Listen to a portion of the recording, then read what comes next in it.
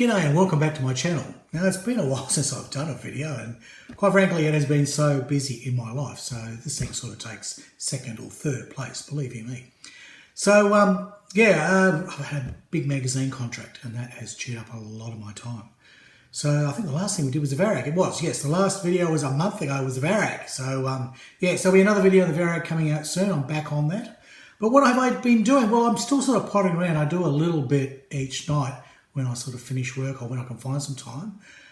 The weekends have been filled up with bloody cutting the lawn because after massive months of rain here, torrential rain, tell you what, it's broken the drought in a lot of places. It's unreal. But the upshot of that is I've got metre high, or in Imperial that's a few feet. 3 feet. Depends how big your feet are, of course. A yard. And the grass. This is what I'm talking about, the grass. Friggin' grass. Bloody stuff. It is so ferocious, my mower. It's taken me 8 days to actually get my lawn under control. I kid you not. Yes. So yes, that's all been going on. Those are my excuses. But anyhow, I have been pottering on, and if you're on Google Plus or Facebook, you'll see I've been posting the odd little thing that I've been doing. Now, I've been working on this Tiger 1, and this is a little Meng kit, which is a lot of fun. And this is what I did to mine. Some other people have done this too, so it's not exactly my own original idea. But it's a Tiger, and it's a funny little one, so why not make it into a little stripy bastard? I'll do a video on that one day, and you can see what I did to put all that together. It's a lovely kit. If you've never built the air kits, and I go on about them quite a lot in my videos, yes, I go on a lot of stuff, don't I? But anyhow, the Meng new Tunes armour kits, they're hilarious. I mean, I've got a Sherman, which I already built. And mine's a little rusty version, and there's heaps more, and they are a lot of fun. The detail on them is quite amazing. They go together really well, and you just have a smile on your face the whole time you're building them. Plus, then you can do the full weathering and all the rest of it. Great as paint mules. You want to try out a trick? An egg kit is a great way to not spend a lot of money, have a lot of fun, and they're quite mojo boosting. And try out some tricks. Try out something you wouldn't, sort of dare try or risk on a kit you've basically bought and spent about $100 worth of friggin' aftermarket and think, don't want to wreck it. Well, you can wreck an egg one, but invariably you don't, because when you relax and just have a go and be creative, be amazed at the skills that you acquire. What else am I doing? Well, I have been suffering this Airfix Fury. Now, I will do a video on this one, but this kit was good in its day. I mean, way back in the 70s, when this was a new mould, apparently it was a pretty good kit. And there's a lot of detail on it, the rest of it. It's highly inaccurate, but then again, considering the likes of 70s kits. But my main beef with this is the mould has got so old and worn out, and Airfix is still trying to tart it up in these new boxes, that it is a mongrel to put together. At least I couldn't get the bloody thing to fit together properly, and I lost even more hair in trying to get this thing to happen and gave up. I mean, it's just built as it's built. But anyway, I did get a result, and I will be doing a video on that to show you how I managed to actually achieve the front shiny aluminium plated metal surfaces, as opposed to the rear ribbing and the wing ribbing, which is an aluminium sort of doped effect, because that's basically done very differently. Totally different type of construction to the wings and the rear fuselage to that front. And so a friend of mine dared me, actually one of the guys from Model Club said, I've never seen anyone do it properly, managed to get the effect of the front and the back. I can do that. So in a lot of ways, this was another paint mule after the frustration of building it, making a hash of the build. I had a lot of fun trying to come up with metal effects so I could get a shiny in one area, smooth, glossy, and then a matte, but still appear to be metal and aluminium in the other area. And I think I kind of achieved it. But anyhow, we'll talk about that more in another video. So that's one to look up to, look forward to. I mean, I've got some free time now. Hopefully the rest of April and getting into May, I really don't have a lot on my plate. I've just got enough work to basically keep me in model kits. So hopefully we'll get some bloody videos done. Now the big one, the Varyag, yes. Yes, well, we're all, including me, looking forward to the next instalment of that. And I have been pottering around with it. I've been working on the Admiral's Walk and solving a few little issues and planning ahead on a few things with that. And I'll probably get stuck into that this weekend. You never know. Might even get a video next week. I might break my cycle. Usually I do an armour, an aeroplane, a ship, you know. I might break my cycle and just do another Varyag video because that seems to be the most popular. That's the one you guys are always asking about. And I can get some funnels and some of the air vents, a few things on it, you know, some davits, some live. I don't know. It's really just at the put it all together and chuck the bits on stage because most of it's painted. Yes. Right, so that's a Varyag. Now, they're my 3 major builds on the bench. This is my bench. So that's my 3 major builds because I'm trying to get into control. I had too many work in progress. To get a lot of control, I've restricted myself at any time 3 things on the bench. And then I've got containers, dust-free container, you know, dust-protecting containers. Lunch boxes. That's what they are. Yes. I've got 3 lunch boxes on my desk and they contain 1 armour, 1 aircraft and 1 ship. And therefore, that's what I'll do. I'll be working on 1 of each and they'll be my videos. That's what I'm trying to attempt to do. I haven't really got this method going yet, well, with, you know, metre-high lawn and magazines coming out of my ears. And also I had to go to the dentist. Yes, I had to go to the bloody dentist. That's why my voice is hissing. Yes, I've got fucking teeth missing. Oops, I said fuck. Oh dear, that'll ruin the ratings. Ah, well, fuck that. Yeah, I had to go to the dentist. I lost a bloody tooth. Yeah, apparently, you know, curry chocolate diet, not really good for your teeth. Anyhow, enough of that. Now, what I have been doing in the meantime, I've got my bench rule, which is 3 on the bench, right? But off the bench, can't break my rules. I need things to take to club because when I have club meetings, I can't really take some of my bigger builds unless they're in a stage where I could, you know, take a pot around with. But I want to take something that probably is less likely to get ruined and something that easily transports. So I picked up this little BMW, which is an old, ancient. It's probably as old as that bloody Furious, actually. It's an old Airfix kit. I think it's moulded, actually, late 60s, early 70s. Now, I had my reservations buying this because, you know, after the Furious, I was getting a bit annoyed of old Airfix moulds tying it up. But, as my friends had pointed out to me, with a lot of the new moulding, or the new boxing of the old mould Airfix kits, the moulds are rooted. And also they're getting done in India, and who knows what's going on there. Much as I love Indian curries, there's some dodgy kits coming out of India. I'm sorry, Airfix, it's the truth. This happened with my new Sea Fury. I had to write back to Airfix and get replacement parts. And it's happened to a number of my friends with a lot of the new models coming out of India, right? The moulding's not that good, and luckily Airfix will replace. So good on you, Airfix, that you fix the problem, but minus points for having the problem in the first place. Where's your quality control, guys? Anyhow. Enough of that. So anyhow, I was a bit worried about this being, oh, not another dreadful old Airfix kit, going a mongrel. But if you can get the original white box, right? White box. If you can get the original white box of one of these, don't buy the new Reed bloody box red ones. You know, the new Airfix stuff.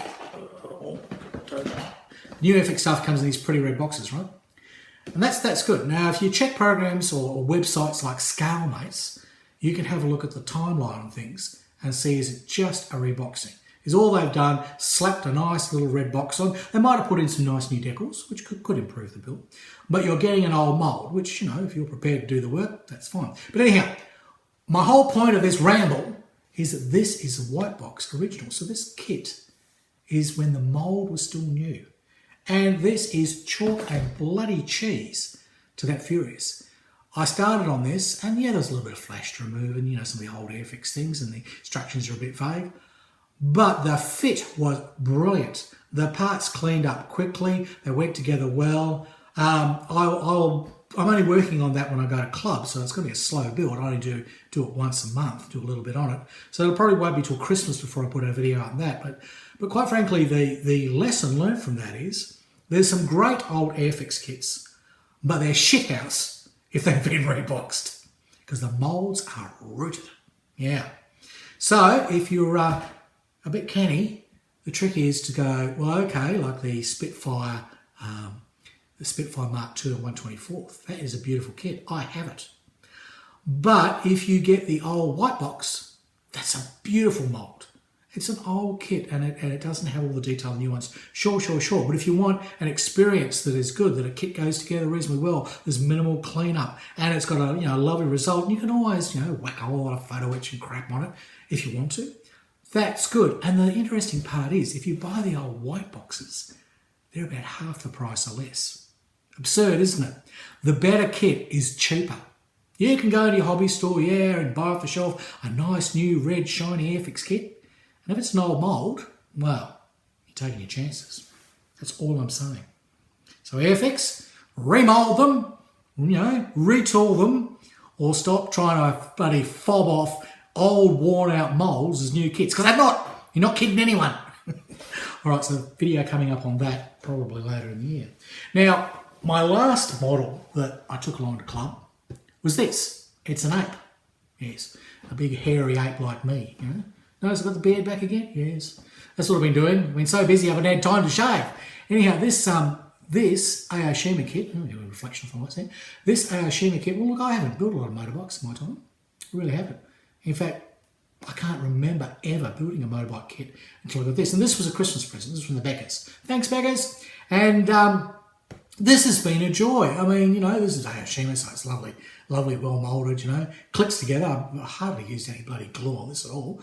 And I won't even be painting it, really. I'll just be doing a little bit of touch-up and probably just put a matte coat or a gloss coat over the plastic because it's already moulded in the colours. Like a Bandai kit, it's already in the colours. This is a lot of fun. And this is practically finished. All I've got to do actually is put the brake linings and a few bits of fiddly wiring on it, and it's done. So more of that another time. That was my last one that I took along. Because this thing, I have a kit that I'll take along to club, which is something I can just fiddle with and put together and that I feel is fairly simple and easy. But I also accidentally, prior to that, this was another one of my club builds.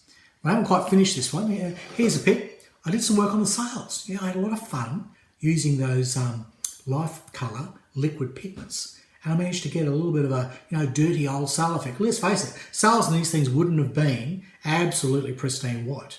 They would have been dirty and grubby and all the rest of it. It's very rare that ship sails actually are white, especially with the back of the old days when they weren't polyester, when they weren't plastic sails.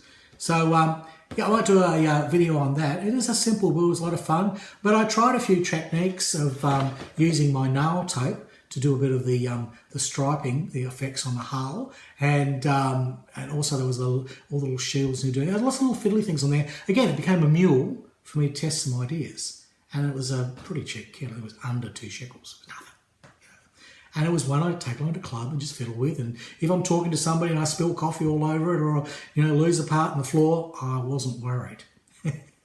Now, another one that I built. Actually, I built it last year, but then I wasn't sort of happy with what I had done because I ended up making it furry. Yes, I bought this algae stuff to do some effects on other submarines, and it's terrific, but maybe not at 1/350th scale. Yes, that algae stuff is pretty thick. It's pretty full on, and it's not to scale. I mean, 1/72nd scale, I might get away with it, even a tiny little bit on my 1/44 subs. And that German Type 7 submarine, that's coming up. I've just got to finish that. I just got a little bit waylaid because I did that PE. Remember I made those little PE bloody machine guns? Oh, they were a nightmare. Got one more of those to do. I've been putting that off. So I'll get that done. I won't need to do another video on that. And then we can get into finishing that one off. That wouldn't be too hard. I might sneak that in between the Varyag, which I should have finished the next month or so, and before I start the sadist. Right, the sadist? Sadist.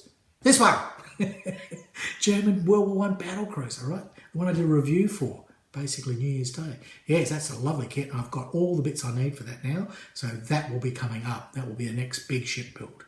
But I might do a video on the Collins, and I might also just finish that Greek warship. Not much to do. I think I'll just go do the rigging on that. Not much rigging on a Greek warship, I can tell you. Speaking of rigging, I'll probably do a rigging video for the Fury, because got a way to do it where it's very, very easy, and it should be able to be seen on camera because that's large enough, and I figured out a way that I can show you how I rig. Now, my rigging is not the best in the world, but it gets the job done. It's less stressful than a lot of the other rigging methods out there. Not as accurate. It's a Harry Houdini method. Just gets it done, you move on, and there's a minimum amount of swearing. Last but not least, what I have been pottering around with in the last few months is this little Matchbox bow fighter. Now, this started out as a out-of-the-box build, and I was just another, I picked it up for $5, this kit, half a shekel. right? Half a shekel, that's $5 Australian. So that's only like $3.70 US, you know, £1. I don't know. Look up conversion yourself. But anyhow, it was only half a shekel. And I thought, oh, that'll be fun. I'll just build that.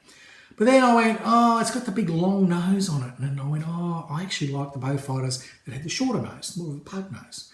So I thought, oh, well, how hard would it be converted? And then my friend Duck, Crispy Duck, g'day Duck. You all know him as Aaron, but he's really Crispy Duck.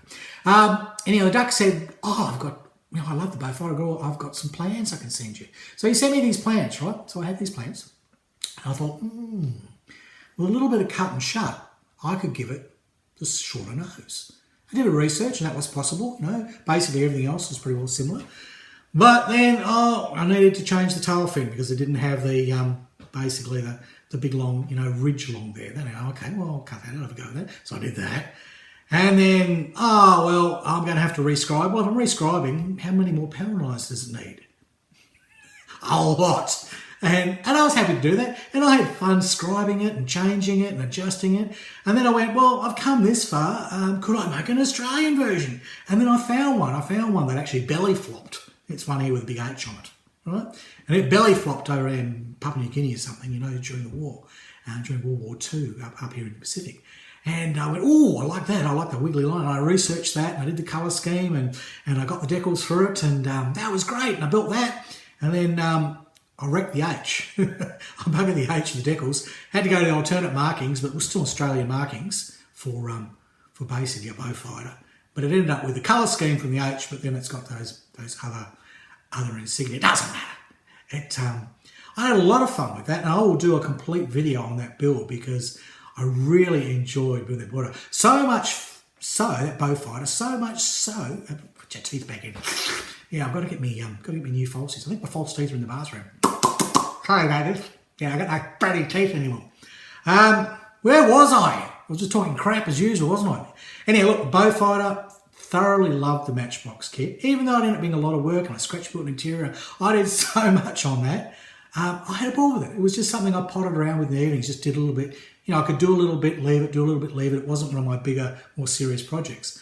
But in the end, I ended up with a pretty interesting looking result. And I intended to take it down to Model Club and put it in judging. And it was actually on my bench yesterday, all ready to go. I was going to pack it up. Somehow I just managed to walk out the door and drive away to Brisbane and forget it. Yes, I need some rest. I need some relaxation. I need to stop mowing the lawn. Anyhow, so you've been worrying about the fact there haven't been any videos and, you know, worrying if I'm deceased, if I'm an ex-Harry. Yes. No, I haven't shuffled off this mortal coil yet. You can't get rid of me that fast. No, only the good die young, which means I'm going to be around for a bloody long time. Okay, well, that's what I've been up to. That's what's coming up, and hopefully that's whet your appetite. And with a bit of luck, I'm going to have a bit more time now to do videos, and I'll try and get at least one out a week and show you what I'm doing. Because usually with my 3 that are on the bench, I try and do 1 a week, work on it. I might pop to one of my little side projects and fiddle around, or might do some research, or accidentally get online and buy a whole lot of kits. There's been a few sales lately. Our model shop here in the big city here, near me in Hamble, which is near us on the Sunshine Coast, that was the big model shop, the Toy World, and they shut down. So they had a massive big sale, 50% off everything. Of course, well, you have to go down and buy, don't you? Well, you've got to grab a bargain when you can grab a bargain. So I've ended up with a ton of Airfix kits. But they're all beautiful new mould ones. More of those another time. This video's gone on long enough, and it's basically just all waffle. Yes. So I'll have to change the beginning of this video to 50% more waffle. All right, that's it. There'll be more videos down the track. But for now, it's goodbye from Australia, and it's hooroo from Harry.